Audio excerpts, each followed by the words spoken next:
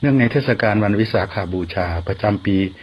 2568 รอบองค์พระบรมธาตุเจดีย์ศรีชัยนาทโดยมีพระราชวชิรกิจจาภรณ์เจ้าคณะจังหวัดชัยนาทเจ้าวาดวัดพระบรมธาตุวรวิหารเป็นประธานฝ่ายสงฆ์พร้อมด้วยหัวหน้าส่วนราชการทหารตำรวจและพุทธศาสนิกชนเข้าร่วมพิธีเวียนเทียนสำหรับวันวิสาขบูชาตรงกับวันขึ้น15 ค่ำเดือน 6เป็นวันคล้ายวันประสูติตรัสรู้และปรินิพพานขององค์พระสัมมาสัมพุทธเจ้านับเป็นเรื่องที่น่าอัศจรรย์เกิดขึ้นพร้อมกันถึง3เหตุการณ์ในวันวิสาขบูชาพุทธศาสนิกชนจึงนับว่าเป็นวันที่สำคัญทางพระพุทธศาสนาโดยในวันที่13 ธันวาคม พ.ศ.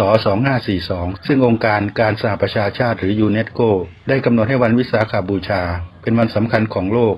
สำหรับกิจกรรมที่ชาวพุทธมักจะปฏิบัติในวันวิสาขบูชาได้แก่การทำบุญตักบาตรฟังเทศน์ฟังธรรมรักษาศีลและเข้าวัดเวียนเทียนรอบอุโบสถอีกด้วยเวรมณี